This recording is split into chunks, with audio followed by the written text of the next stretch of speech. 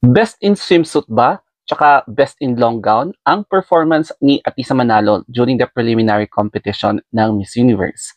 So bilang isang pageant fan, this is my reaction tsaka review.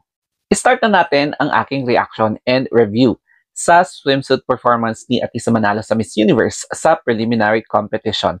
And as you can see over here, yung collage na screenshots kung saan ipinakita ni Atisa Manalo yung kanyang superb na pasarela tapos yung kanyang signature walk.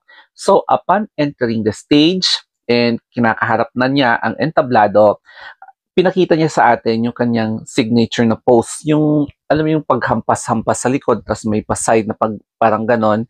And then after which pinakita rin niya yung kanyang pasarela. Tapos nagulat ako, meron na siyang abs.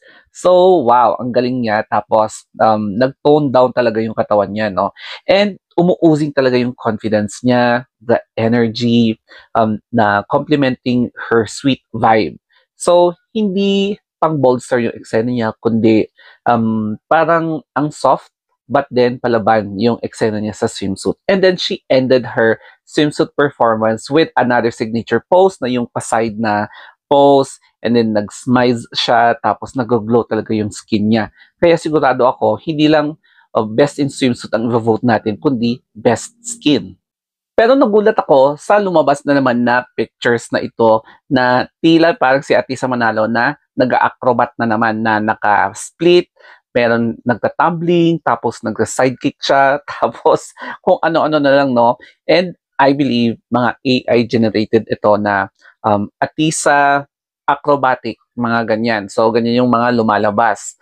So, nakakatuwa, pero syempre, hindi po ganyan yung eksena sa swimsuit ng Miss Universe. Siguro kung magiging ganyan, baka MGI na ang parang magiging flavor ng pageant na yan, if ever.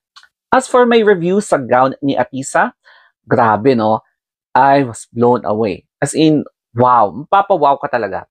In the first place, yung description ng gown. Parang yung ibang ginamit ay mga pearls, yung mga shell, parang ganon, kung hindi ako nagkakamali. So, yung color ay darker siya, yung shade niya. And then, ang maganda dito is, since darker siya, napalutang niya yung parang kinang ni Atisa Manalo na naging aladyosa, naging diwata.